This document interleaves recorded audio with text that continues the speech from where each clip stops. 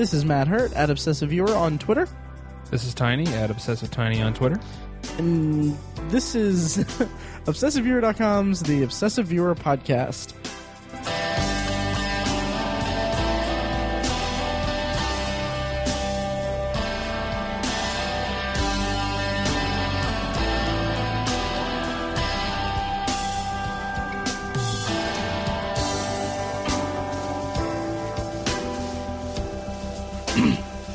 Again, I was thrown off a little bit there. Yeah. Yeah. Usually. Okay. Welcome to the latest episode of the Obsessive Viewer Podcast. We are a weekly movie and TV podcast that covers a specific topic via genre, trope, movie, or show.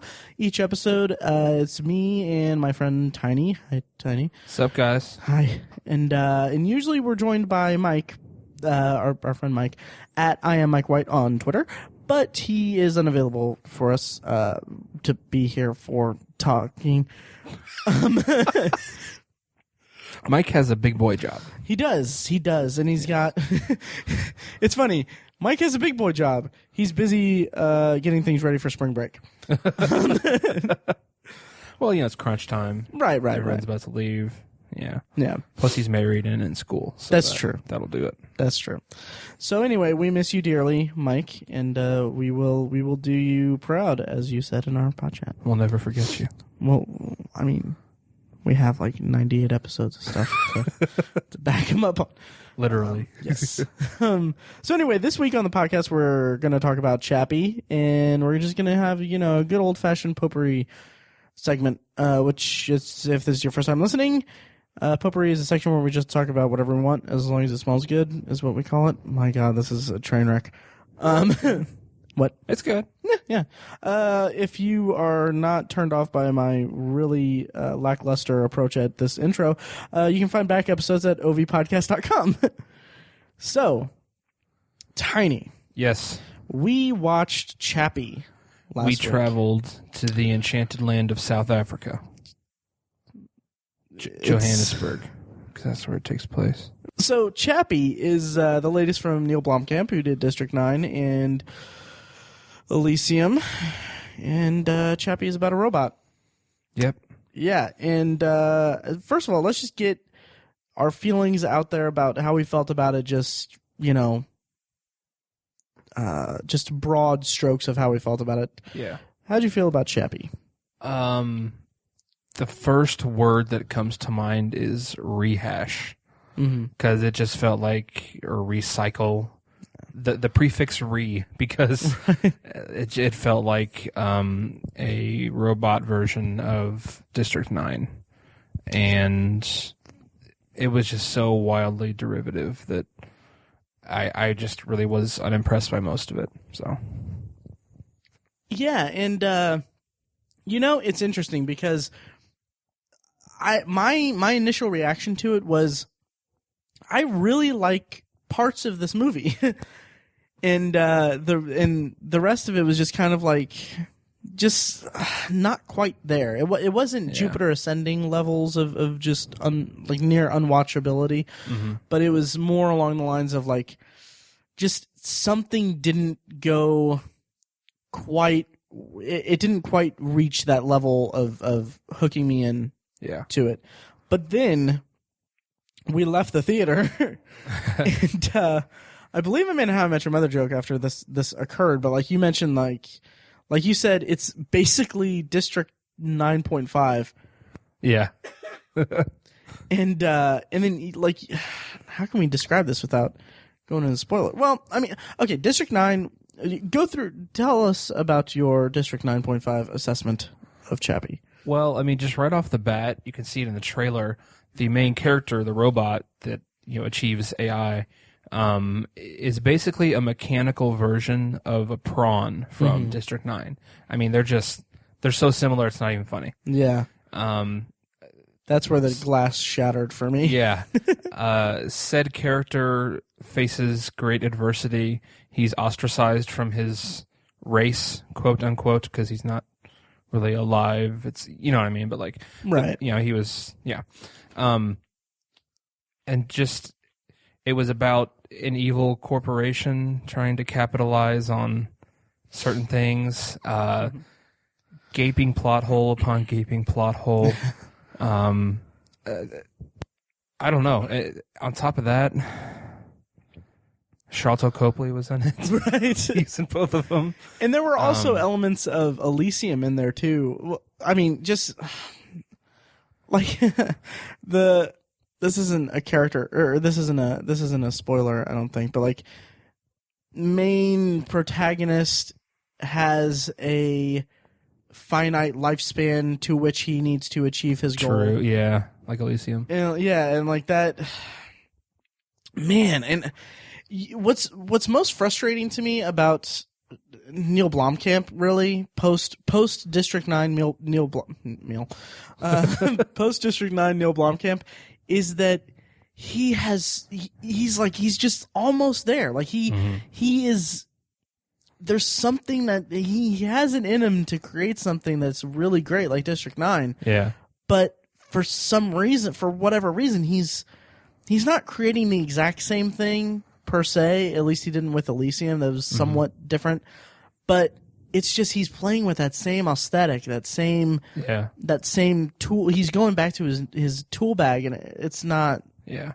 It's just not constructive growth on his of creativity. He needs to break out of his shell. He really does. Yeah. And we'll get to that in a bit, but it just I don't know. And can we talk about Diantwood? What? The rappers, the rap group, the Vissers, I think that's what they're called. Yeah, I think so. Or Vitters, I can't remember. I don't have it in my notes. Yeah. But yeah, it's something. So they play. They're two South African rappers who they play gangsters that become through quite contrived circumstances. They become the surrogate mother and father to Chappie. Right.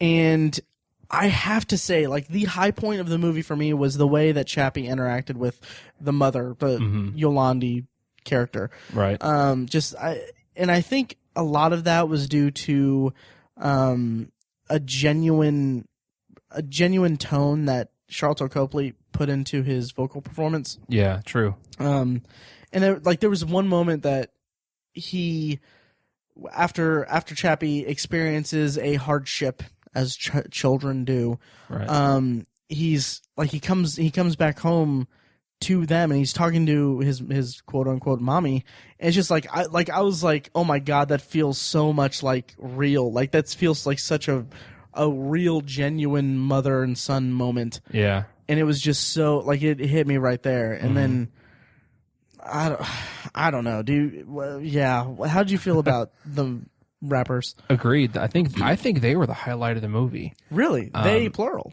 Yeah. Interesting. They were, I think I said this when we left, they are undeniably annoying, ridiculous, crazy people. But how perfect were they for those roles? They really were. They just, that's, if I were envisioning that kind of character, I would envision them. Yeah. And, they're not the best actors, but they were better than those kids from Boyhood, Yeah. Sure. I don't know. I thought so. Chappie is a better movie than Boyhood. I don't know about that. Not quite. Just kidding. I don't know. I give them that was more for Mike. Yeah, I know. I give them a lot of credit because as virgin actors, essentially, I was impressed with how they handled the material. Like you said, I really picked up on and was kind of emotionally affected by Yolandi's maternal instinct. Yeah. And the way she really embraced it despite her criminal tendencies and whatnot and her general crappiness as a human being. I respected that, and I thought most of the growth. One of my gripes with the movie is that I don't think Chappie, the character, I thought his growth was very. It just kind of jumped. He kind of jumped to different points of like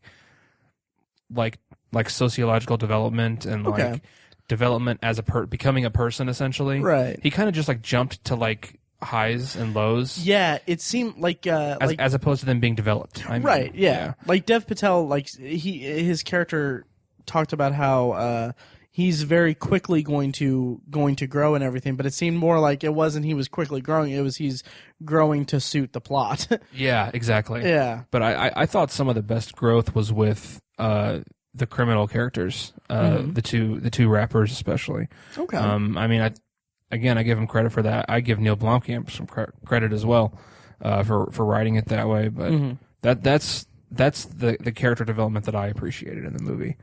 Was those two. I'll meet you halfway because I did not like the guy. Yeah, he was terrible, but I don't know. I just kind of liked the path he took in the movie. Okay, yeah, he did follow a certain trajectory that was actually. I mean, by the end of it, I was actively rooting for him not to get killed. Yes, the first 45 minutes of the movie, I was like, oh my god, this. It wasn't so much his acting, and part of it was his acting because I mean, come on, yeah, but a lot of it was due to, I feel like the script was just really kind of on the nose for those characters and very, very much like, okay, we need to establish that these characters are this type of have this type of mentality toward this, and then let's just not let up on that at all until they're ready to grow or whatever. Yeah, that's fair. So and like they, like Blomkamp really put in an effort to shove the comparison of Chappie to being a child really down our throats. Yeah.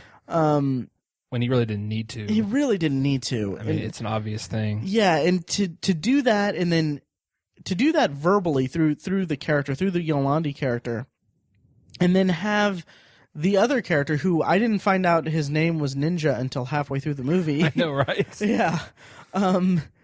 Have him not grasp that when it's stated in plain English to him several times throughout the movie. Chappie is like a child, so don't give him a gun and teach him how to shoot. Yeah, it's like there's a way that not only makes me root against the character because he's just dumb. It's a dumb character, but it also just really makes me not connect with it. With his journey up until there's somewhat of a turning point for his character that suits the story, and I wish it was built toward it better.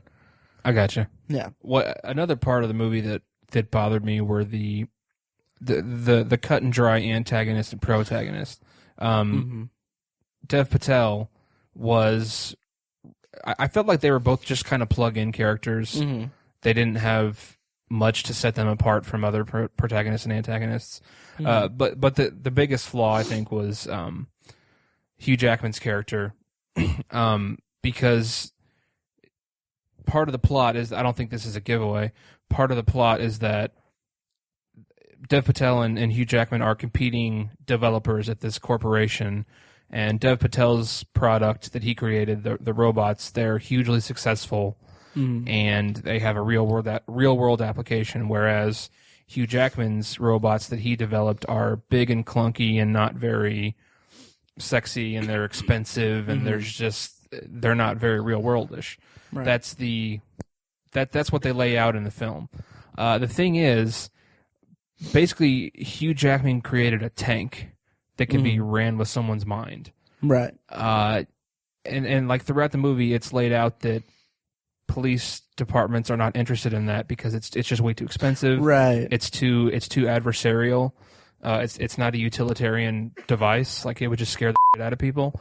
Right. And they have a great point. And the whole time I was just sitting there like, I think basically every military in the entire world would be all over that thing. Right. Like, I mean, the United States government spends $1 trillion a year on defense easily. Mm-hmm. They might be willing to spring $50 million for, a couple of those things. And I'm just like, I just don't understand. Like, why is this such a, like, Hugh Jackman's character is just distraught throughout the film because no one is interested in his technology. I'm like, so many people would be interested in that. I just don't. It was a plot hole to me. Yeah, and they could have really easily filled it by expanding on just the general climate of the world. I understand. Maybe South Africa doesn't have the resources to do this and all that, but right. I mean, like you said, go to somewhere else. Yeah. And China, Russia, yeah. us, we'd all be all over those things. Exactly. And it's not that far enough in the future for us for like South Africa to be like the supreme superpower of the world. Right. You talked about the protagonists, and yeah, they're very, I mean, they're very vanilla. Very vanilla, yes. Yeah. And the antagonists are, well, yeah, the antagonists, Hugh Jackman and this South African gangster that's up against my God. Yeah, against the rappers. Talk about a Deus Ex Machina. Oh my God! Talk about just like the most bland villain. And did you notice that Blomkamp had had captions for him? Yeah. And it wasn't that the same deal in Elysium? Didn't he do that with a character in Elysium? I don't know. I can't remember. I can't remember either. Yeah. I feel like he did, but I may be mistaken. But it's just like 85 to 90% of the things that he says is audible and coherent, and the accent isn't too thick. Right. But then there were times where it was like, okay, well, I'm kind of glad that he did that. Yeah. But I mean, come on, dude, just do another take. Yeah. Tell the guy to enunciate. Exactly. But I mean, just his demeanor throughout the movie, and especially kind of toward the end when the really hits the fan. Mm-hmm. Not to go into any specifics, but there's several lines of dialogue where he just yells very comic book villain like, "I want everything." Yes. Oh my God, he was It was so over the top. He was comically maniacal. Yeah. Oh yeah. And just it felt like it was supposed to. The movie follows this trend where both Hugh Jackman is kind of the main antagonist, and this gangster is kind of a sub-antagonist that's disconnected from everything. And he's a threat to the rappers and everything. He's completely superfluous because Hugh Jackman and his big walking tank thing that I'm sure the moose. Yeah, the moose. That I'm sure somewhere in the world James Cameron had a raging hard on when he saw this movie, because it's a mech. I thought the same thing. Yeah.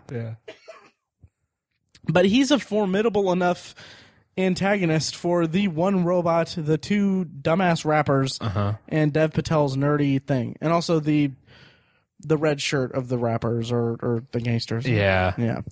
Or really not red shirt, but extra, basically. Yeah, pretty much. He has some good stuff with that, but with Chappie, but yeah, it's pretty disappointing overall. Yeah. I actually forgot about him. The crazy South African guy with the dreadlocks, who was their crew member guy. No, or the gangster. The gangster. Yeah. Okay, yeah. That guy. I forgot about him until you just mentioned him. Like, he was just so. Yeah. He was so. Like his reason for driving the plot could have been done somewhere else. It wasn't necessary. Yeah, I can fix the movie right now, probably, maybe. Off the top of my head, have him be. The whole movie is about Chappie. Well, parts of the movie are about Chappie growing and the rappers becoming, surrogate mother and father to him, and having conflicting ideas about how to raise him and all that stuff. Yeah. Have the gangster come about midway through the movie and attack the mother and father character, and then have Chappie act out and kill him, and then wrestle with the fact that he just killed someone, and have that consciousness thing. Yeah. Boom. New third act of the movie. Yeah. Yeah. That would have given a lot more depth to the character of Chappie. Absolutely. And the funny thing is, he is the most three-dimensional character in this movie. Yeah. True. Yeah. And just how about the conceit or the setup of how the gangsters get Chappie from Dev Patel? That seemed really, really. Dev Patel's reaction to it seemed very plot convenient. Yeah. Oh my God. Another plot hole that you just mentioned was the security of this company. Oh my God! Yes. There's literally a key that you can use to turn off the police department. It's like, and I swear to God, Dev Patel just punches a number into like a keypad to open a gate and walks in and takes this thing and takes it off the premises and has it gone for like 2-3 days. And someone ends up calling him at home like, hey, do you have the guard key or whatever? He's like, oh yeah, I do. He's like, you need to bring it back or there's going to be some consequences. That's essentially the conversation that takes place. The guard key that's in a glass case. Exactly. It's like, just like, oh my God. I was like, really? and being that like you and I work professionally as security guards. Yeah.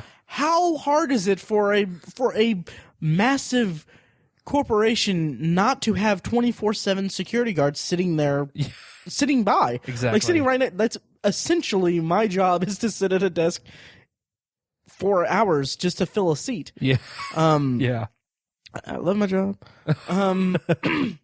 but they can't do that because then how would Dev Patel get it? Then where's your movie? Yeah, right. I don't know. I think it would have made more sense to have the guard key be under massive security, and then I don't know, maybe somehow Dev Patel reprograms the robot, and they use that robot to get the guard key or something. Yeah, or just Dev Patel created the robots. Why does he need to go? Why does he need to go through the struggle of getting this MacGuffin of a device to turn off turn off all robots? Can't they just show him typing into a computer some hacker thing or whatever, reprogramming it straight from his terminal or something? Right. He probably would have built in a safeguard that only he knew about. Yeah. Oh, yeah. Something. Yeah, that would have been much easier. Yeah. I don't know, but I mean, I wanted to like this movie a lot. I wanted to love this movie because I really want to give Blomkamp a good chance. Mm-hmm. But I don't know. He hasn't really. He just really hasn't wowed me since District 9. Yeah, agreed. Yeah, and we talked a couple weeks ago about him going on to doing Alien, tackling the Alien franchise. Having seen Chappie now. How do you feel about that? I just hope he doesn't write it. Because, like I said, I haven't said many good things about the movie yet, but one of the things I loved is that Chappie, the robot, looked so real. Yes. That's how good the CGI was. There were a few times where I was seriously like, okay, is that an actual physical effect or is that CGI? I genuinely couldn't tell. Yeah. That's how good the CGI was. So that's something that if he can transfer that kind of realism to an alien in the movie Alien, xenomorph. I couldn't think of what they're called.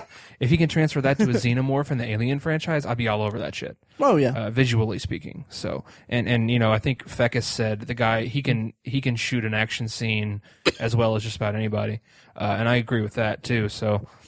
If he just doesn't write it and he's not really responsible for the structure of the story and all that stuff, I'm still pretty interested in what he can do with it, but I've definitely lost a little bit of faith. Yeah, at this point. And what I hope is that he tackling an established franchise will get him out of South Africa and out of this aesthetic that he's created for himself. He's dug himself into a rut of creating the same visual aesthetic to a movie, and I want to see him branch out. It's still going to be science fiction, but I want to see him do something that is against what he's been doing visually. Yeah, even in Elysium, LA felt like Johannesburg. Yeah. Oh yeah. Oh yeah. Yeah. That's right. I forgot that was LA. Right. I forgot that movie. And the funny thing is, I think that was like either in an honorable mention or on my top 10 list. Yeah, I think it was. Yeah. Well. Yeah. Matt is drenched in regret right now. Dripping with it. I'm sorry. The funny thing is, I haven't even revisited Elysium, so I don't know how I'll feel about it when I go back to it. I did, and I my feelings were reinforced essentially. Really? Yeah. So. And the funny thing is, I haven't had the urge to revisit it either. Yeah. Yeah. So let's see what else. That's really all my notes for Chappie. Do you have any parting words for it? Sigourney Weaver's character was pretty useless. She was, but man, she's aged so well. Yeah, she has. It was funny because I was out with Yuri and Molly and Jenny. I have friends, guys, and John, and John and I were talking about Chappie, and then like the girls were at the table talking amongst themselves, and then I said, wow, like talking to John, I'm just like, yeah, Sigourney Weaver looks really good for her age. And then all three of the girls at the table were like, oh, thank you. Like, oh my in God. unison. Really? Yeah, because all they heard was saying, looks really good for her age. Oh my God. It's just like, yeah, that's funny. All three of them are young. Yeah, right? God, that's funny. Yeah. Oh. So yeah, thought that was pretty funny. Yeah, my parting words are I don't know. Neil Blomkamp just needs to rethink his whole strategy, I think. Mm-hmm. If he just keeps cranking out these repetitive movies, eventually he's going to fail pretty hard. Right. He keeps kind of tricking us. He really does. And he's writing such a line there that he's... Yeah.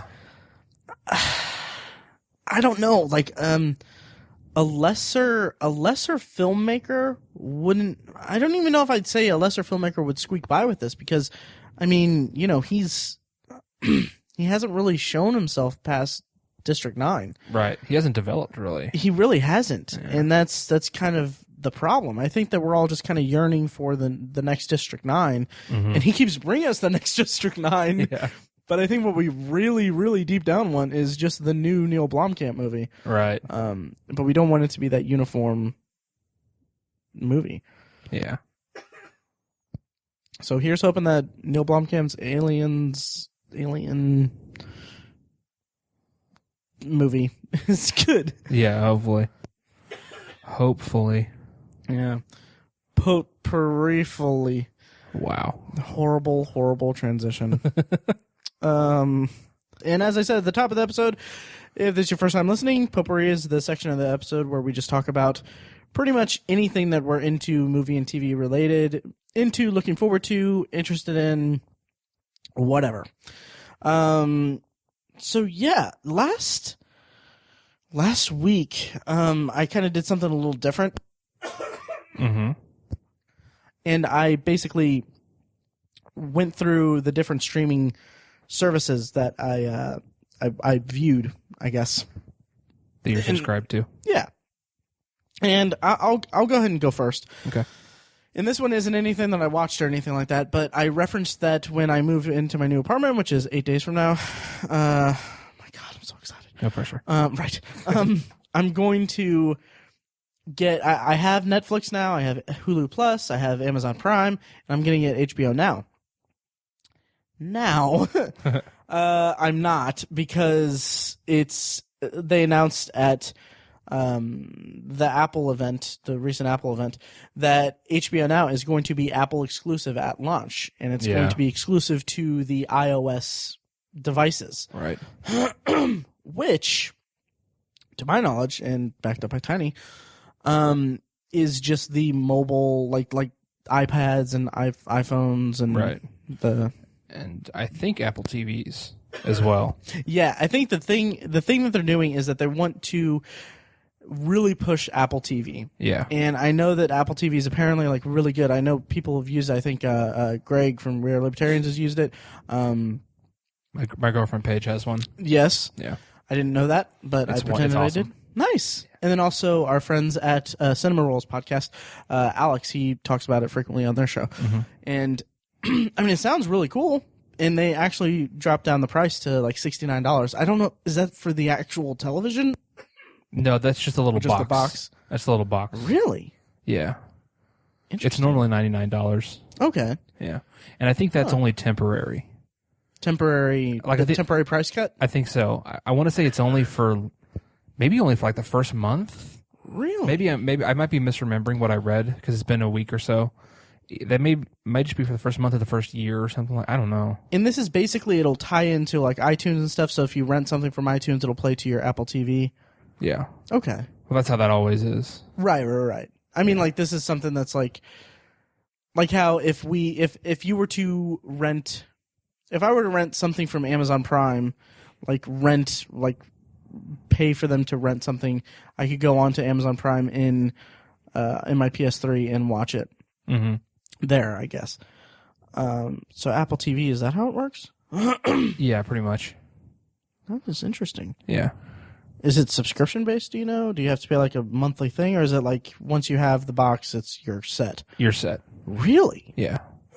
It's I mean, it's the same thing as a Roku or a Chromecast or a Fire Stick.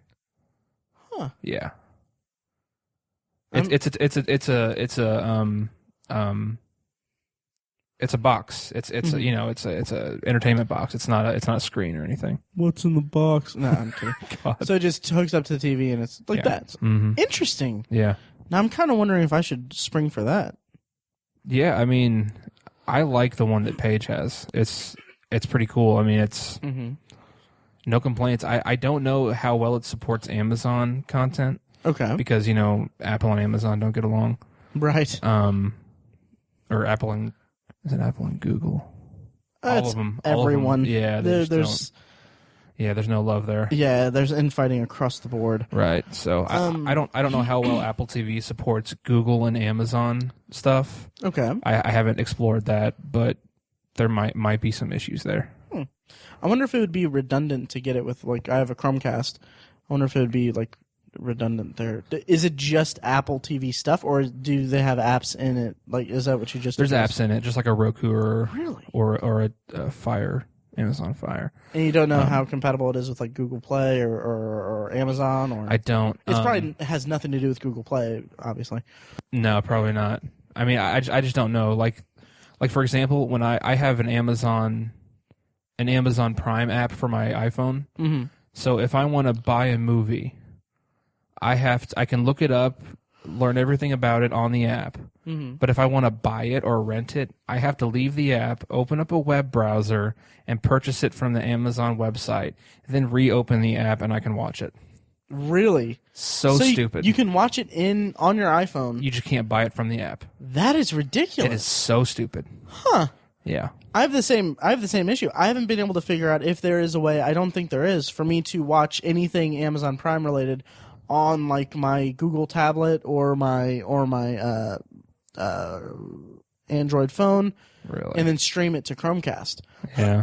I don't even know if I can watch anything natively from Amazon on either of those devices. It has to be on my PS3 in the app there. Yeah. Or on my in my browser. Yeah. And that's what's a bummer is like I can go to my Roku and it'll run Amazon stuff great. The Amazon Prime app for Roku's, it's a little I think you mentioned that it's the interface is just kind of plain, kind of bare bones. It's the same thing in the Roku one. Okay. So maybe that's just a symptom of how new it is. Huh. But other than that, it runs great. Okay. So. And you said that your girlfriend Paige is a fan of the Apple TV? Yeah, she likes it. Well, we've got her here. She's going to come out. And I'm kidding. I just really wanted to make that joke as if it was some TV show. Oh, my God. So dumb. You are not the father. That would be weird if she birthed an Apple TV there. Oh, my God. I'm so sorry, Paige. Anyway. I'll tell her not to listen. Nice. No. She should listen. Everyone she's subscribed on her phone, so. That's right. I did it for her. I forced her. Nice.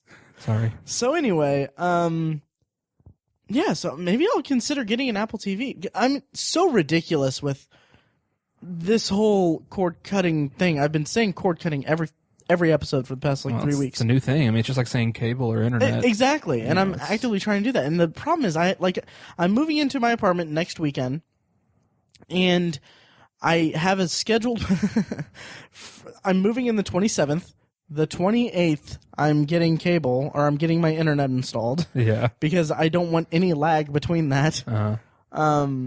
And so when I talk to the guy, the guy is a Comcast guy who's contracted to that apartment complex or has a deal with my complex. Mm-hmm. So I asked him, okay, how can I just get just internet?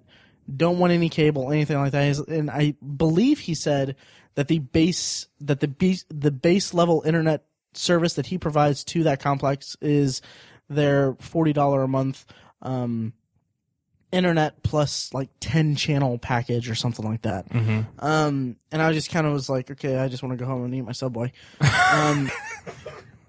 So I'm gonna figure it all out when I see him on next week. But I'm hoping I can just get just internet because that's kind of my whole thing. That's really all you need. Yeah.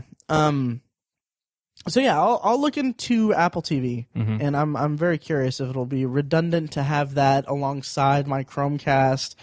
Because I'm planning on. I mean, I'm so ridiculous. Like, this is why Obsessive Viewer exists. I have a Chromecast. I have tablets. I have a tablet and a phone that'll use Chromecast for all of my needs for Netflix, Hulu, all that junk. I have a PS3 that'll run Amazon Prime, and I'm still considering getting. I'm definitely going to get a small TV for my bedroom and a second Chromecast to stream stuff to that. And it's just this is, this is why it's a one-bedroom apartment. I'm going to be living alone. This is why I'm alone, people. Oh, my God. Anyway, it's getting weird. Tiny, what's your first potpourri? My first potpourri also happens to do with words. With the fact that I've been hanging out with Paige so much lately. Because, when you get into a new relationship, you have your hobbies collide. And so, like, I've been getting used to what she watches on TV. And so... So, she has great taste. She really does. But we've been watching... Remember, you said that you were going to tell her not to listen to this episode, so be honest.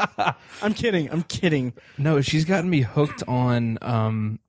it's called the DIY Network, which obviously do-it-yourself, which it's basically... I feel you're going to be disappointed in me because it's basically a reality TV show. Okay. It's reality TV. Like, there's this one show called Rehab Addict, which is not what it sounds like. Okay. It's about this lady who's from Detroit, and she basically flips houses. Okay. But what she likes to do is she likes to take older, like, historic homes and restore them to their original quality. Oh. So she buys like a lot of old homes from like the 1880s, 90s, 1900, and these homes have been, remodeled in the 50s or the 70s, and they have awful stuff, terrible tile and gross cabinets and stuff. And she restores all this stuff on a pretty small budget and does it with her own intuition as opposed to like, and her own skills as opposed to like bringing in contractors and just buying new stuff. She tries to restore stuff. And it's just really interesting because she mentions history all the time. Okay. And so that's what I love about it. Nice. She's a really smart lady. And it's just kind of fun to watch. It's kind of like watching a story, just watching her restore these houses. It's really interesting. Huh.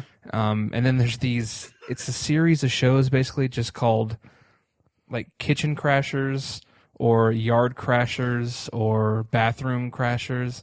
It's basically a contractor will go to like a Lowe's or a Home Depot and they will find a couple or someone who's there and they're like, yeah, I'm here trying to buy stuff to redo my bathroom or whatever. And the contractor will be like, all right, well, I'll tell you what, we will redo your whole bathroom in 3 days. If it's really a bad bathroom. And so this contractor will just go home with these people and they're like, yeah, your bathroom's really bad. We're going to redo it for you. We're going to crash your bathroom. And it's dumb. That's the weirdest way to pick up people ever. It is. And like one of them, it's the Kitchen Crashers. The contractor, the host is this, she's unbelievably hot. Really? She's a smoking hot lady, which I've admitted as much in front of Paige. Kitchen Crashers? Kitchen Crashers. Okay. She has a porn name, too. Her name is Alison Victoria. Oh, my God. I know, right? Are you serious? Yeah. And so it's funny because you can just tell how they build sexual tension into the show because they know how hot she is. Really? Because whenever she's trying to get one of the couples to like accept her proposal, she's like, so do you want me to come home with you today? I swear to God, she says that every time. I'm like, yeah, that's not strategic at all. Right. So it's just kind of funny in that respect to see how silly it is. But I don't know, like it's just someday I'd love to buy a rundown house and redo it myself and do some of my own DIY it. I want to do it myself. And yeah, definitely got to DIY that. Matt's looking at pictures of Alison Victoria. Wow. Yeah. So. Huh. But yeah, Well, it's just fun to see what they do.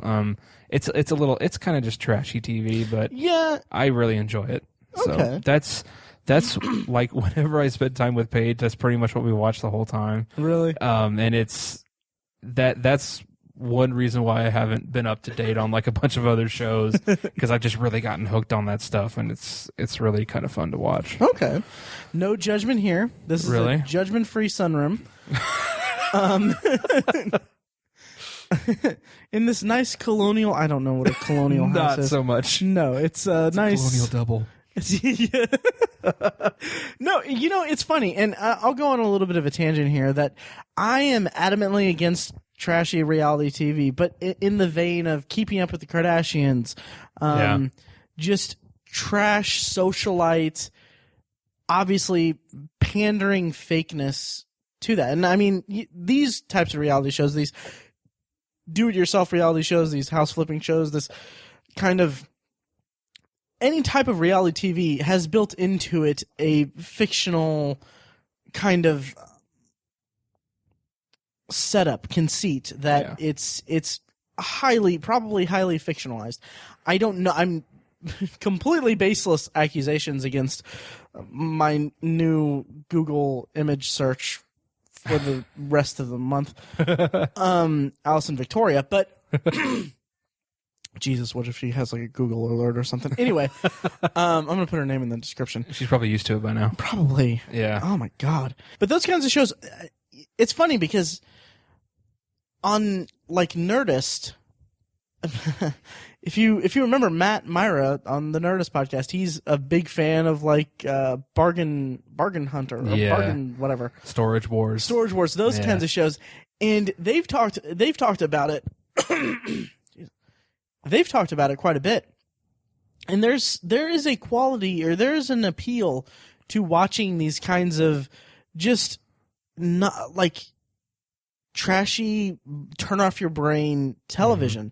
Like I referenced my friends Yuri and John back when they lived here in Indianapolis.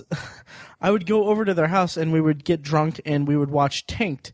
Yeah. And I've mentioned it on the podcast. It's just basically this highly dramatized look at people who create aquariums, like high fashion, high end aquariums for rich people in Vegas. And it's just so much manufactured drama for the sake of television.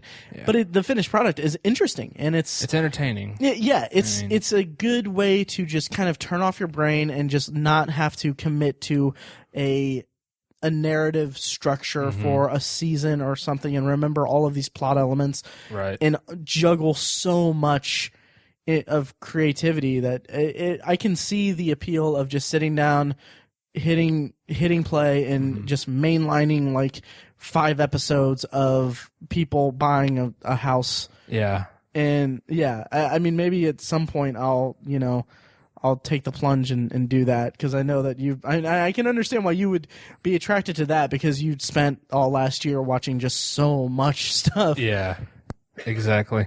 Yeah. Let's see. My next one, like I said, I'm kind of switching around, or I'm just talking about each streaming service. So I'm going to save Netflix for the end because I have a few things for Netflix, but I'll talk really briefly about Yahoo Screen and Community's 6th season. Nice. Yeah, which I won't talk much about the season 6 premiere because I wrote a review on ObsessiveViewer.com, and I plan on watching the second episode here tonight or maybe tomorrow and writing a review of that. And then also I should have a review of my experience watching Yahoo Screen up hopefully by the time this episode is posted.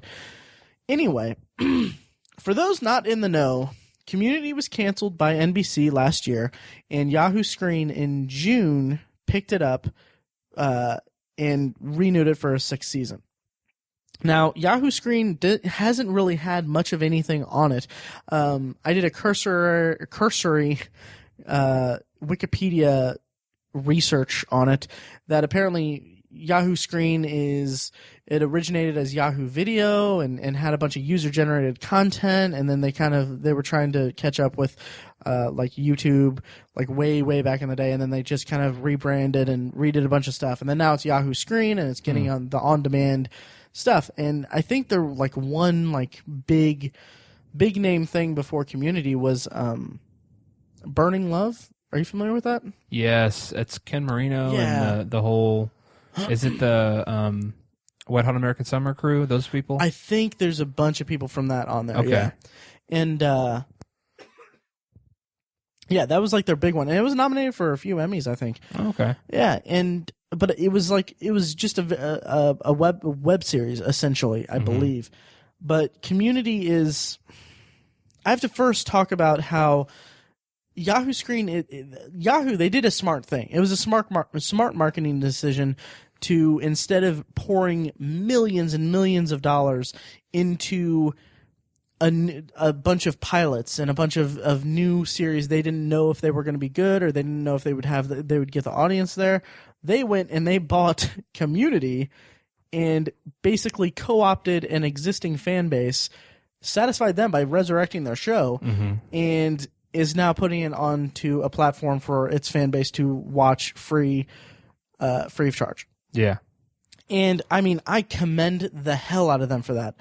But there are some issues I had with watching the first episode. The quality of the episode itself, very solid. It was a little cluttered because it was a lot of okay, these are the characters. These are the characters that are gone from the show now. These are the characters that are here. Here's a new character. Here's reestablishing all the dynamics and all that stuff. But it was very much Community, and I was just so happy to be watching it. Yeah. Like I was like, this is making me so happy right now.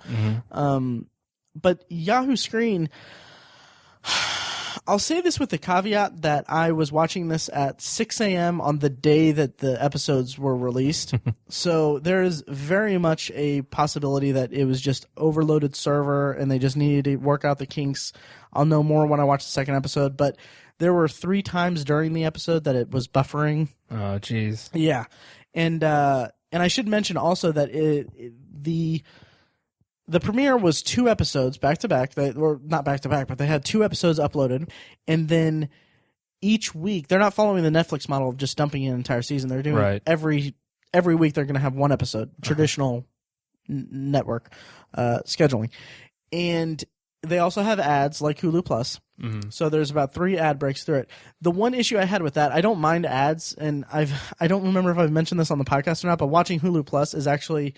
It sparks a weird nostalgia for me because I'm so accustomed to streaming Netflix and watching things without commercial interruption, skipping past it on DVR, that having that like short, like 15, 20 second advertisement break in between episodes of television, it feels like a throwback to a certain type of viewing experience that's almost completely dead now. Huh. So it's just weird. But with Yahoo Screen, I think the problem is that they bought Community, and for whatever reason, they didn't really. I think maybe they got a pretty good deal with this, but they didn't get that many advertisers for it. There's like, oh really? Yeah, throughout the first. I mean, there's 3 ad breaks, maybe 4 actually.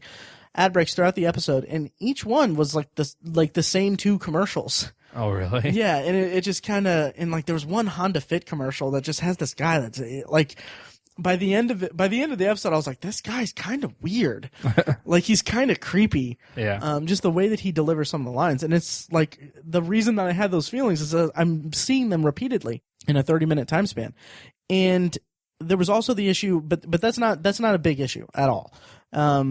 The big issue is the buffering. 3 times throughout it stopped, buffered, loaded up again, worked fine. But then right after the last ad break, it went back to the show and then buffered again, and then just knocked me out of it and knocked me back to the Yahoo Screen home screen. And so I had to start the episode over again, swipe up to the point in the episode where I stopped, and then I had to watch the advertisements again before it started. But then after that, it worked fine. So I'll have more, and I'll report back, and I'll have that post up later this week to describe my feelings on season 2 or episode 2, the experience of watching on Yahoo Screen. Finally, the other thing about Yahoo Screen is that my entertainment vessels are an aforementioned Android phone, a Samsung Galaxy Note tablet, a PS3, and a Samsung flat screen TV LED. And the only way that and also a MacBook Pro. The only way that I can find to watch Yahoo Screen is on my tablet or on my phone. Really? Or on my laptop in the browser. There's no way for me to cast it using Chromecast onto my TV, and there's no app on PS3 that I'm aware of to watch on PS3. Apparently, there's an Xbox app, but I don't have an Xbox. I see. So I don't know. I'll play with it a little bit more. Maybe there might be something on PS3. I'm not sure, but I meant to look and see if there's a Roku app for Yahoo Screen, but I just didn't get around to it. Yeah. I don't know. There might be. Yeah, I don't know. But yeah, so that's my experience with Yahoo Screen. It's not a problem watching it on my tablet. I mean, it was actually kind of a weird comfort, I guess, because I basically woke up 45 minutes before my alarm went off and was browsing Facebook and saw oh, whoa, Community, it's back. So I just grabbed my tablet, put on my glasses, press play, and it was there. Nice. And yeah, it's the beauty of on demand. It is, and I didn't even have to get out of bed, right? Or turn on my TV. I'm curious if I'm curious with how the ads might change, because I kind of wonder if, given how instantaneous data is for streaming things online, I kind of wonder if something like Yahoo Screen, who's doing what they're doing. I wonder if they'll just kind of set up a bid like, hey, the first episode we had these kind of numbers. So maybe they can change their advertising from week to week based on how good or poor the numbers are. You know, that's really interesting, and I'm curious how Hulu Plus handles that, because Netflix, I know when they were first jumping into original programming stuff, they played it very close to the vest about how much they were, how their viewership was going, how their numbers were, and all that stuff. But it's not ad based, right? So I'm kind of curious if there's a market for advertisers to go and I mean, it's the same template as television and everything, right? Exactly, essentially. Yeah, but it's more way more accurate, way more accurate. Yeah, and that's why, I mean, one of the big things that started this entire obsessive viewer empire is my hatred for the Nielsen ratings. Yeah. And I love seeing them getting pushed out. Yes. Agreed. Yeah. And also, really briefly, last thing about Yahoo Screen, I have a theory, and it's not, I don't know if it's going to, I'm going to look like an idiot, but there is Happy Endings, a show we all love. Yeah. I posted a long series of screenshots, I think, on our Facebook page weeks ago about how the Happy Endings writers Twitter account has this mysterious countdown website that counts down to April 1st. Yeah. April Fool's Day. They tweet a bunch of very sly, subtle references to the show and the hint of a comeback, showing just tweeting out just a picture of Michael Jordan's first game back at. Did I talk about this on the podcast? I don't know. I don't know either. But Michael Jordan's first game back after retirement, they had I think a YouTube video of Frankie Valli and the Four Seasons. Fourth season. Oh my gosh. And just a bunch of stuff like that. And then I dug a little deeper and I saw on their Twitter account they only follow 5 people. Wow. And three or four of those Twitter accounts that they follow are streaming services. Oh my gosh. They follow Amazon, they follow Netflix, and the most recent follow was Yahoo Screen. And I've got to wonder if now that Community is up on Yahoo Screen, the anticipation's going to die down, all that stuff. What if on April 1st they announce, hey, we're bringing back happy endings too? Yeah. And digging into more of the established fan base thing. Yeah, I don't know. Yeah, I read about it. I read about it a little bit too, and I guess the actress who plays Penny, I can't think of her name. Oh, don't kill this for me. Okay. I can't name her either. I mean, Her. go ahead. I mean, yeah. I'm talking about don't kill my theory. Oh, okay. But if go ahead. Sorry. She was on a podcast, and someone brought that up because she's married. Really? She's married to the showrunner. Yeah. David Casp, and someone brought it up, and she was basically saying like. She was being pretty vague, but she was saying like, "Oh yeah, it's probably just a joke." Oh my god, if it is, I'm gonna be so mad. Yeah, and I can't. She was real vague and like kind of tongue in cheekish about it. So like, I mean, I read about it on Uproxx. I know how much you like that. Oh god, that yeah. publication. But I guess the fan theories are still that there's people theorizing that they're just playing a joke. And then there's other people theorizing that she's just in on the whole thing, right? And they're going to announce that it's back. So it's still up in the air after that. But she kind of played it weirdly when she was asked about it. I don't remember the podcast.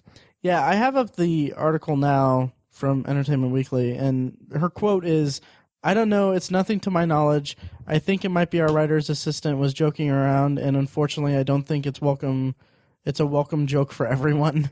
Yeah, she could just be in on it. It could be. And like today, I think vulture.com, they're always really on top of doing like what's coming up on Netflix and everything. I posted it to the Facebook page, and they like I looked and I was like, okay, well maybe like what if it's just like April 1st is like when Netflix kind of starts to get like first of the month is when Netflix kind of gets more stuff in. Yeah. Maybe it's just coming to Netflix or something. Yeah. And I looked and it's not on the list. So that kind of gave me a little bit of hope, but much like the Yahoo Screen thing, we'll table this discussion and come back to it. Okay. Yeah. So what else do you got for us, Tiny? I'm going to stick to the same thread in that new stuff I've been watching. My girlfriend is a big fan of the show Mike and Molly. Oh, okay. Yeah, with Melissa McCarthy? Yes. Okay. Yeah, Melissa McCarthy. Okay. It's also produced by Chuck Lorre.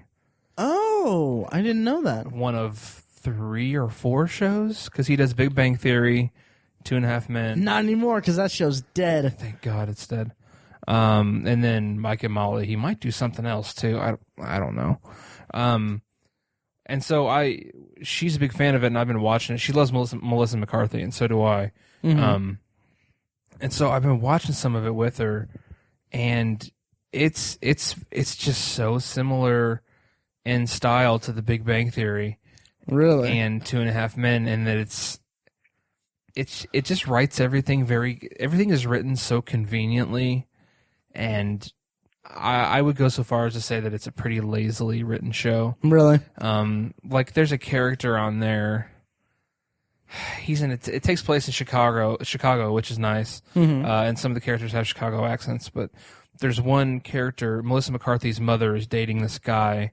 They've been dating for a while, and he's this Italian Chicago native. And he does a really good Chicago accent, but they just have to play up. They beat you over the head with how Italian he is. Really? Like, I swear to God, in one scene, he's wearing a tracksuit and a gold chain. Oh, my God. Hang on. He's eating a cold cut, and he's talking about connections to the mafia. Jesus Christ. Like, okay, we get it. He's Italian. Like, I was just like, oh, my God, just simmer down.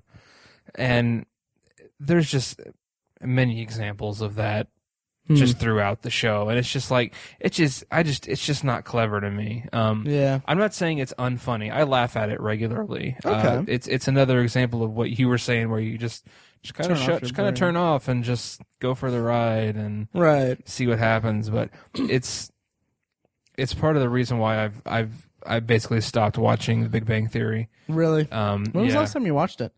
I don't remember. I think I watched a few episodes from the latest season, which was season 7, maybe. Jesus. Or 6. I don't know. I watched a little bit of it, and I just don't care anymore.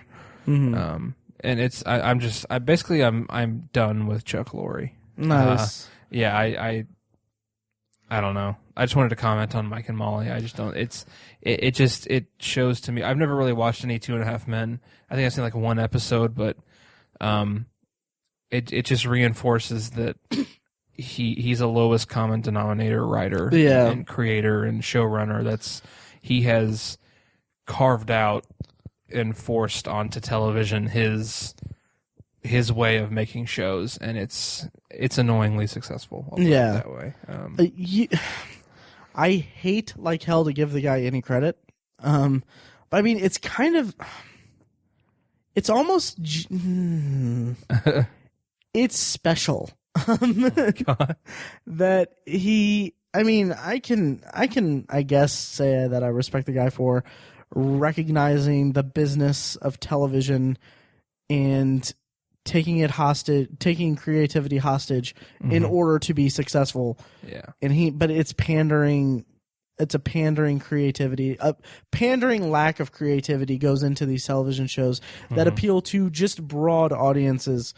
And I just realized that your girlfriend's a fan of Mike and Molly. Yeah. I'm talking about like Big Bang Theory and 2.5 Men. Does she watch those? She watches Big Bang Theory. God damn it. Yeah. So sorry, Paige. No, it's kind of just a surprising lack of anything creative. It's playing with genre and stereotypes. Yeah. A genre and just the sitcom standard practice is the word I'm coming up with. Right. You know, the guy cut his teeth on Roseanne back in the day, which is a far superior franchise. Right. I was never into Roseanne. Yeah, I watched it sparingly, but I think it was substantially better than what he's come up with. So, but I mean, give the guy credit for 2.5 Men was the biggest show on television for a while. The Big Bang Theory was the biggest show on television for a while. Network, anyways. Right. So yeah, I mean, I give him credit for that, but I'm not sure how much of an achievement that is anymore. Yeah, it's the same as, and I mean, this is a tired reference, and it's maybe not even that apt, but I mean, Tyler Perry carved a niche, or took a niche market, and he marketed to a specific demographic, and it played extraordinarily well. Yeah. And that's the kind of cut from the same cloth. So is that what you got for yours over there? Yeah. Okay. Yeah. Sorry to harp on the same thing. No, it's good. Okay. I'm gonna go ahead and just jump off. I'm gonna go, since you brought up Chuck Lorre and his stuff. I'm gonna go jump off a building. No, I'm gonna jump to Netflix. 3 movies I watched, which is surprising because I haven't watched that many movies lately. The first one I'll save that one for last, I guess, because you might have more to talk about it because I know you've seen it. But the first one is quite possibly one of the funniest things I've seen in recent memory that made me laugh consistently throughout it. Wow. It's called Mortified Nation. Okay. It's a documentary-ish, documentary about this performance art, this kind of stage performance thing that has swept the nation, I guess, or swept theater circuits and stuff. It's basically people go up on stage with their diaries, journals, and stuff from childhood and adolescence and stuff, and they read them on stage to an audience, and it is hysterical. I mean, I don't want to spoil anything, but there's one clip that isn't even in the documentary. It's just in the montage of clips as the credits roll as the opening credits play out. But it's this woman on stage reading from her diary saying, I just put down my copy of The Diary of Anne Frank. I can totally relate to what she's going through. Oh my god.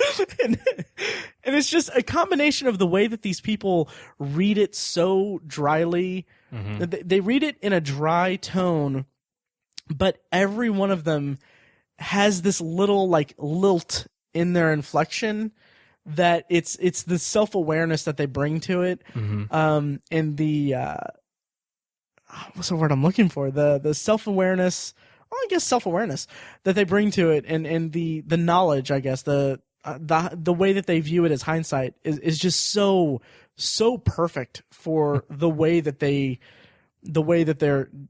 going about this this thing. Yeah. And there's so much gold in this thing. Yeah. It's hilarious. Like there was one guy who is he prefaces it by saying like he's a black guy who grew up in a conservative Southern household, and who they went to church like 3 times a week every week. Ugh. And he's gay. And so his journal entries are all about him not ready to confront the fact that he's gay. Yeah. But trying to rationalize the urges, the homosexual urges, as just like, oh, something everyone goes through, and it's the naivete of it, and just the it's so charming and hilarious. It's and the stuff that he talks about it, and it's just so funny. I'll tell you one bit from it to sell you on it, and I will stop talking about it. Okay. He talks about how he's friends with a guy. He's very close friends with a guy, and he talks about how his mom doesn't want him around, and his parents don't approve of his friendship and everything. And then he stares at the audience, and he looks at it, and then he says, "I think it's because he's white." Oh my god! Completely, he's completely unaware. It's because it's clearly a kind of burgeoning homosexual kind of relationship. Oh my god! It's I can't speak highly enough about this. Yeah. And there's apparently I don't know if this is any connection to it, but there's a documentary series on Netflix. I think it's through IFC, but it's called the Mortified Sessions. Uh-huh. And I think that it's basically this concept, but with celebrities. Nice. So I haven't checked it out. I don't know if that's actually what it is, but that's what it seems like it could possibly be. I've had that movie in my queue for a long time. Really? But I've never watched it, yeah. Just about anything documentary that looks good, I have it on my queue. Right. Which is a really pretentious thing to say, but no. I like documentaries. I guess so. No, but yeah, so that should be the next thing you watch. I'll definitely check it out. Yeah, after you finish watching Black Mirror. So, Mortified Nation, check it out, Netflix. The next thing I want to talk about is another documentary.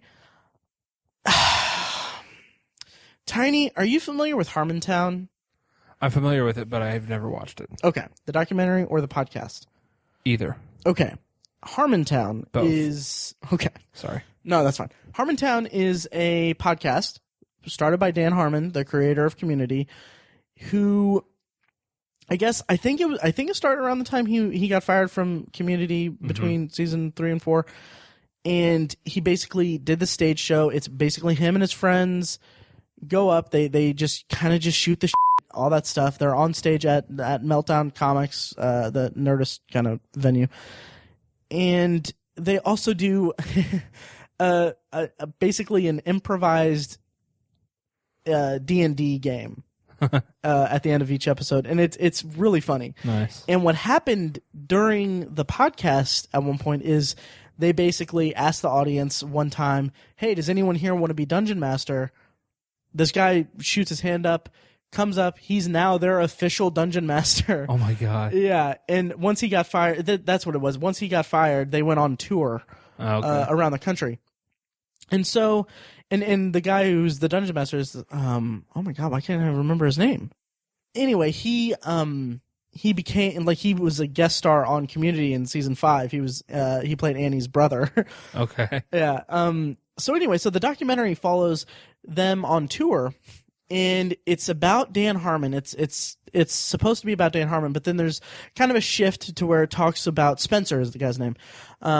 It kind of focuses on Spencer, and it's about how he's just kind of this timid, kind of quiet, reserved guy, and how he's kind of really finding his voice and really enjoying doing the whole D&D thing. And I mean, in that respect, it's really good to see him. It's a very sweet documentary about this guy who's, just kind of down on himself sometimes, but he's also like he's finding his voice and finding, happiness in this thing. But the rest of the movie, the rest of the documentary is I wouldn't say self-aggrandizing, but a very, I hesitate to say cry for help, but it's a very disturbing and disappointing view into the self-destructive, alcoholic, just dickheadedness of Dan Harmon. Really? Yeah, like I respect the hell out of the guy for creating Community, but if you want to lose your respect for him, watch this documentary. Wow. Yeah, and it's so clear to me that he is just a raging alcoholic asshole. Like, like they show a clip of him playing the voicemail that Chevy Chase left him, and throughout the course of the documentary, like in the voicemail, Chevy Chase calls him like a fat piece of shit, alcoholic, hack writer, and I never ever thought I would say this, but over the course of the documentary, I'm like, I kind of agree with Chevy Chase. Oh my God. I mean, there's like scenes where they go a little bit in depth with his relationship with his girlfriend, and it's just like such a almost cringeworthy kind of thing in points, because he's like just kind of verbally abusive to her, kind of emotionally abusive to her. They have a scene where, like they show a clip from the podcast or from the stage show where they're talking about a fight that they had, and probably the most in the most not disturbing but most raw point in the documentary. There's a talking head of Dan Harmon just explaining what goes through his head when he's just like leveling these insults at his girlfriend and just doing all this. And he goes to such depth with it. He compares his worst times as being like blacked out and going into a almost psychotic state, not psychotic violently, but an abusively, emotionally psychotic thing. He likens it to changing into John Doe from Seven. Jeez. Yeah, and all I'm thinking is, f*** this guy. Really? Because it's not so much like, yes, okay, if he has his demons, yeah, but he is also a very self-aware person, right, who is speaking very, very openly and very eloquently and very lucidly. That's the perfect word. Yeah. Lucidly about this mental state, about his mentality is a danger to him and his relationships with others. And we know because he's a famous showrunner of a popular show. He's paid millions of dollars to do his work. So he has the self-awareness, he has the resources to get himself better because he is a functioning alcoholic. That's essentially what the documentary boils down to. Yet he chooses, it seems like he's willfully choosing not to do that. Yeah. And it's such an ugly depiction of someone who is responsible for one of the most creative and best shows I've seen. Yeah. And it's just such a downer. That's disappointing. Yeah, I wouldn't even say it's a downer. It's it makes me angry. Has it affected your opinion of Community at all? No, and I will tell you why. And this is a bit of a tangent, but basically, when my history with Community is, it premiered in 2009. At the time, I was taking classes at a local community college, and I saw a preview for it on NBC or somewhere, and I thought, I'm kind of bored with taking college courses here, and I don't know what I want to do and all that stuff, and this seems just right up my alley. So I watched it on the PlayStation Network the week before it premiered. It had it for free on the PlayStation Store, and I watched the first episode, and I was hooked immediately. Yeah, me too. Yeah. Oh yeah. So I watched it, loved every second. I've been a hardcore Community fan, but when the second episode aired, when Pierce and Jeff had their presentation in Spanish class, and Pierce wanted to do this whole elaborate kind of thing. I remember on Reddit, or it might have actually been Fark, because that's how long ago it was. I was browsing Fark, but wow. Someone in the comments, there was like kind of a chain of comments where people were like, "Oh, I think it started with someone saying, back when I was a performer in LA, I was doing improv at this place, and Dan Harmon was a part of my group, and me and my wife were sitting down and watching Community, and we kind of noticed some traits that were similar to Dan Harmon's style doing improv." And he said, and obviously this is a completely baseless accusation, I know nothing about this, is a completely anonymous thing, but he said that he was like, as soon as I saw them dancing around and doing just the most out there humor, I thought, this is a Dan Harmon show, because apparently that's how he acted in improv. He wasn't doing a give and take thing. He was just going as big, and he was destructive to it. And with the knowledge I have of Dan Harmon now, that seems appropriate to his character. And he says in the documentary, he says that it jokingly, with a hint of honesty, that he has a writing staff on Community, so he has that to kind of back him up. And throughout the course of the documentary, he has pilot commitments, or he has scripts that are due to a couple networks, and the entire course of the documentary is how he's procrastinating, which, I mean, that's a common trait with any writer. Yeah. I swear I'm going to finish my decade reviews on Obsessive Era. But yeah, it's just, I don't know. It's an ugly, ugly documentary though. And it doesn't negatively affect my opinion of Community, because Community is a communal effort and all that. But the one thing that did bug me so much about the documentary, though, is not so much his personality coming through, but it's I would go so far as to say the enabling of his friends in the documentary. There's at least twice in the documentary where someone says he's a tortured genius, and I'm like, dude, no, he's just an abusive guy who happens to write some good scripts. Wow. And it's like, don't label him as this tortured soul genius thing when he's willfully ignoring the fact that he has a problem, or he's aware of the problem. He just is borderline sociopathic to the point where he just chooses not to do anything about it. Wow, I really want to watch it now. Yeah, I mean, it's on Netflix. Yeah. Huh. Yeah. Yeah, so that's Harmontown. I thought it'd be funny. Yeah, I mean, it's funny. There's some funny parts in it, but I mean, it's also... Damn. Yeah. Finally, the last thing I watched on Netflix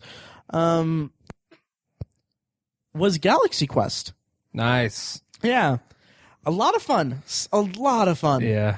It's a great idea for a movie. It really is. And I love Sam Rockwell. Yeah. He's great. So funny in that movie. Yeah, and it was so great to see him in that role, because he plays the movie's about essential a canceled sci-fi show that has a cult following that does conventions, much like Star Trek. Yeah.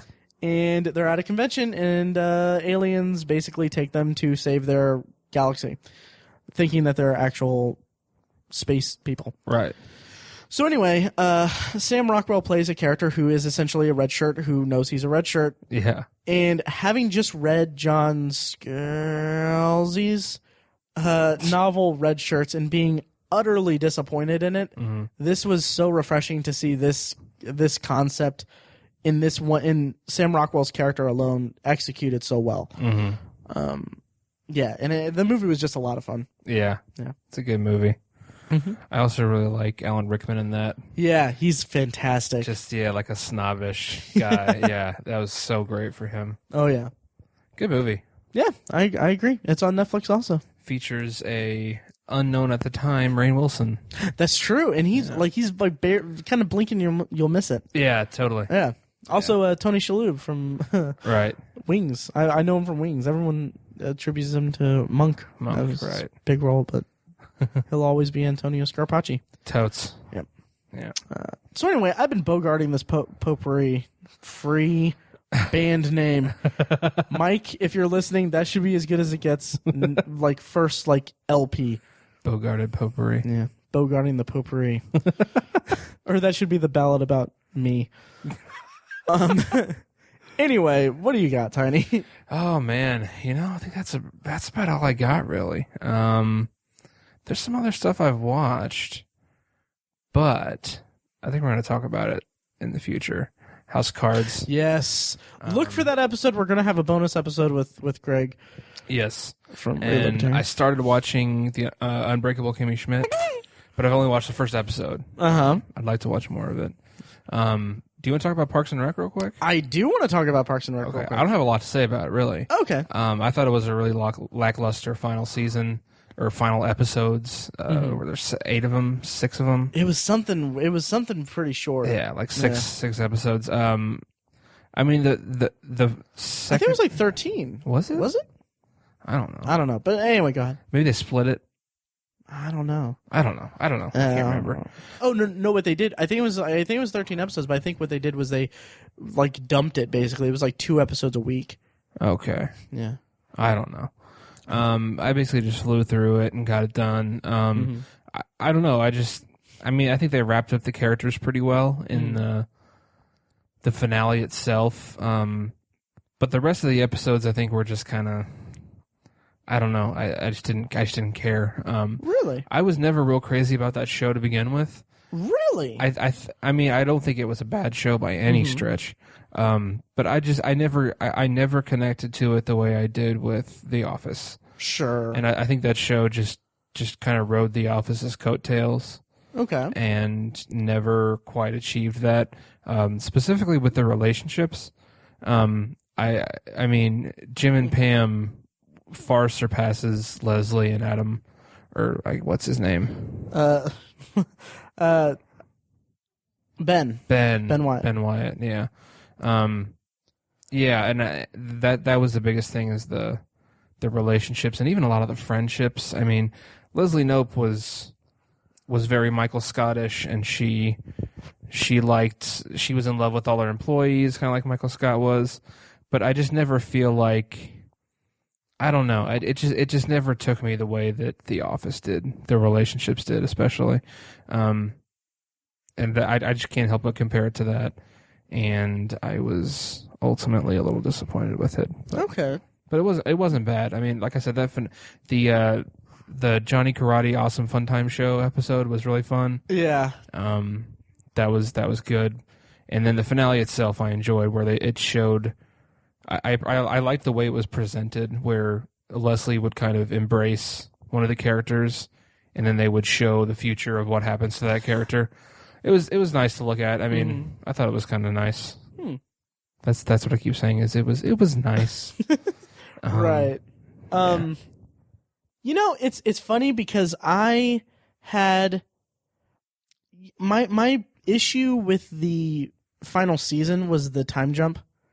I felt like so much of the final season so much of the comedy in the final season was hinged on them making just these really somewhat easy jokes, about technology,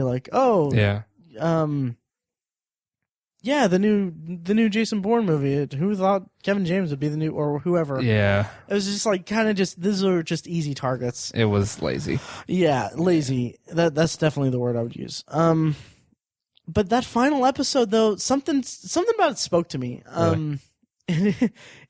It's nice that I'm talking to you about this, because I feel like maybe I don't think I'll sway your opinion, but I think you'll understand where I'm coming from. Mm-hmm. Because the way she embraced everyone and it showed them and everything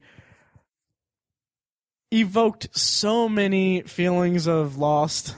Oh, really? Yeah. And I think that really spoke to me. And I mean, it was touching. To me, it was, just getting to see all these characters who, I mean, I was pretty attached to the characters. I agree. I wasn't as attached to the characters on The Office, or as I was on The Office, but I was very much attached to the characters and the situations and everything. Okay. And just seeing, I don't know, seeing them being resolved in such a well organized way, I guess, was just really pleasing to me. And I mentioned on Facebook that I loved it more than the Office finale, and I definitely stand by that. Did you ever? You finished? Yeah. Okay. Okay. Good. The thing that I had comparing the two, the issue I had with the Office finale was that, again, that also had a bit of a time jump, I guess. But something about it just felt a little rushed. Like they kind of It did. Yeah, it was. They just had I mean, it came at the end of a weak season, much like Parks and Rec is not. Parks and Rec's final season wasn't as weak as The Office's final season in my eyes. Yeah. Or the final few seasons of The Office, I would say.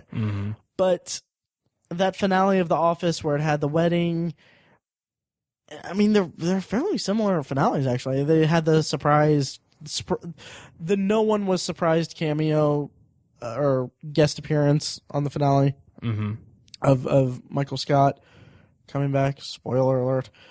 And then, much like in that and Parks and Rec, they had the notable guest appearance from characters that left.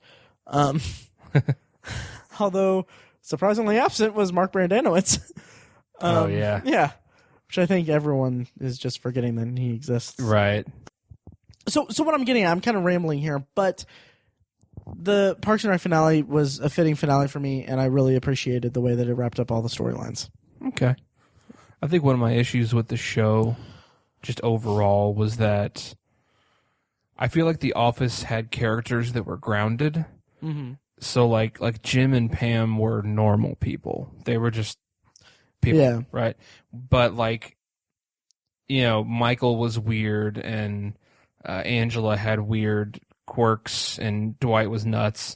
Right. So you have those eccentric characters that give it flair and stuff. But I feel like Parks and Rec's characters were all flair. Like they all had some weird quirk to them. There was no character that was just grounded. The only one you could make an argument for was Anne, because she didn't have any weird quirk. Right. But like Leslie was obsessed with her job. Ron was anti-government and weird and antisocial. April just wanted everyone to die and be miserable. Andy was a remarkable moron. God, I love him. Tom Haverford was stupidly ambitious and Yes, and very self-centered. I was going to say clubby. Douchey. Douchey. There you go. He was a walking frat. Yes. So I feel like there was it didn't have good roots. Okay. In that sense, the characters. I can agree. It's a small gripe, and I think you can make it work without that, but I'm not sure that Parks and Rec quite got there. Okay. That's just how I feel about it. I don't want to take anything away from it, though. I mean, right. I think it deserved all the seasons it got and everything. Right. So. I mean, it's no 2.5 Men. Oh gosh, no. But no. And I'll kind of dovetail into a tangent about that. What I've noticed, this came up in a lot of discussion about the Fantastic Four trailer, where it seems like there was a shot in the Fantastic Four trailer where it showed like a car driving down just a farmland. Yeah. And that same kind of shot is echoed in Interstellar, farmland, and also notable in the trailer and in the finished movie of J.J. Abrams' Star Trek. Mm-hmm. And there was a discussion about that where it seemed like it seems like Hollywood has this weird lack of understanding of middle America, mm-hmm. and they kind of dump all of these kind of just bland thing, like the flyover states are all farmland and stuff like that. Like, right. You have someone from Indiana, there's, they're boring, they're farmers, stuff like that. Yeah. It's kind of, it kind of bugs me a little bit, but with Parks and Rec, so much of the humor is steeped in the small town weirdness and just how they're not really the small town disconnect of modern society, I guess.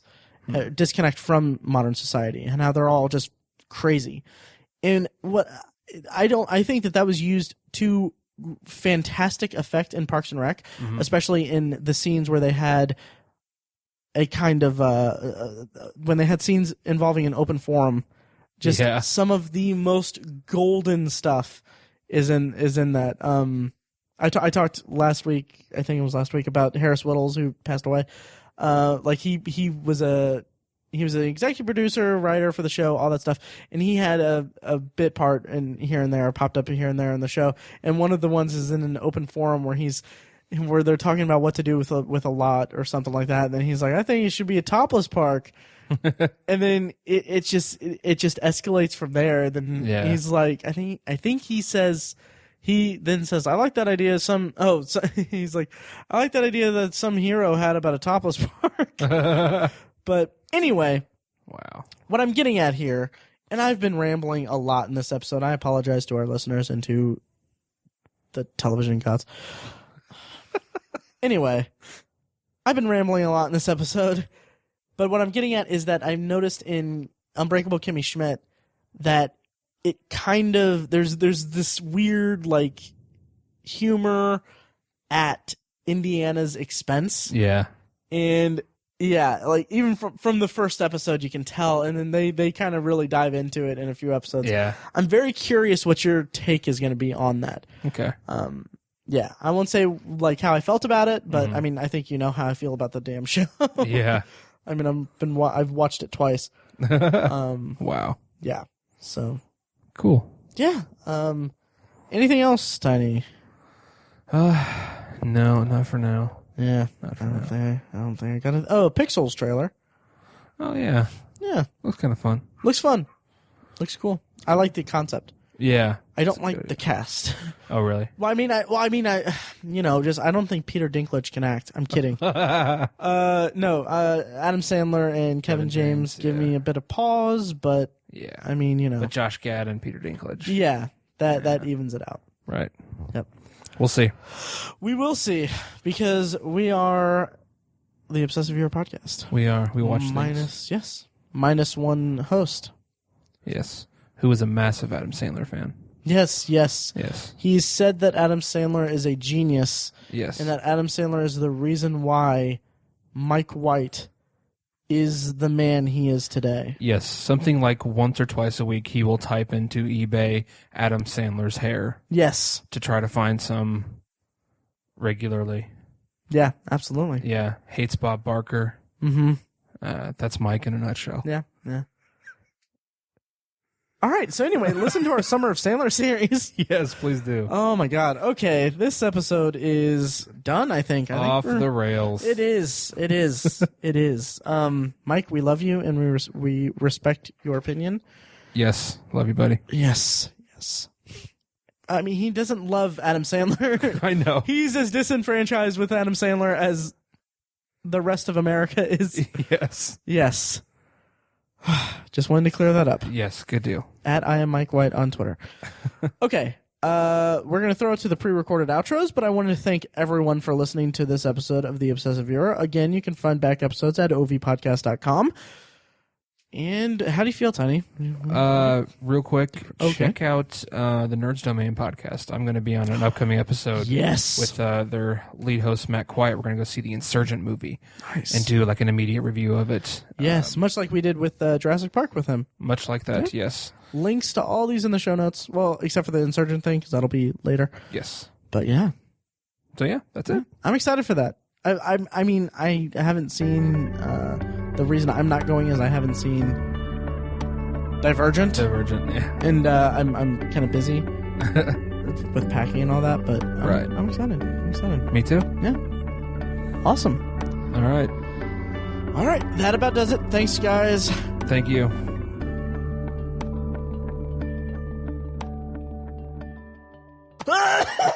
Jesus Christ. Yeah, I know. It's crazy. You still getting over a cough? It seems like every f***ing time I get a cold, I have like the amount of time I spend having the cold is like triple the amount of time I have a cough after I'm done with the cold, if that makes sense. Yes. If Matt is traveling with a cold for 3 days, and then he has... X is the amount of time that he spends with a cough after the cold runs its course. X is 3 times the amount of days. Solve for X. Okay. Gotcha. Y is the amount of days, and Y in that equation would you be actually like complicated 3 it days. more. I did. I did. And he's on a train traveling. Matt's train. That's my answer. Nice. As always, loyal listeners, thank you for listening to the Obsessive Viewer podcast. And thank you, of course, to Loud Like for providing our awesome opening theme music. Their first EP, their first of a few actually coming out in the next few months. Check them out. Anyway, it's called Mistakes We Must Make and features our theme song and a clips of events. Make sure that you rate and review us on iTunes after you listen to this episode. It helps us out a lot, and it gives us the ability to say, hey, people like us. Also, please like our Facebook page at facebook.com/The Obsessive Viewer, and you can follow each of us on Twitter. You can find Matt at Obsessive Viewer, Tiny is Obsessive Tiny, and me, Mike, I'm at I am Mike White on Twitter. You can also check out the blog at obsessiveviewer.com, where all three of us, but mostly Matt, review movies and TV shows and talk about all kinds of things. It's kind of the written form of this podcast. You can also check out Obsessive Book Nerd, which has book reviews and commentary on the evolving world of reading. And also check out Tiny's The Secular Perspective, which is a podcast exploring the concepts of faith, religion, and existence from the perspective of secular hosts. If you have any thoughts on the podcast in general, or this particular podcast you just listened to, or even suggestions for future podcasts, please email us individually at Matt, Tiny, or Mike at obsessiveviewer.com, or you can just email the podcast directly as a whole, kind of directed to all three of us, at podcast@obsessiveviewer.com. Again, thank you so much for listening. We love you. Be excellent to each other.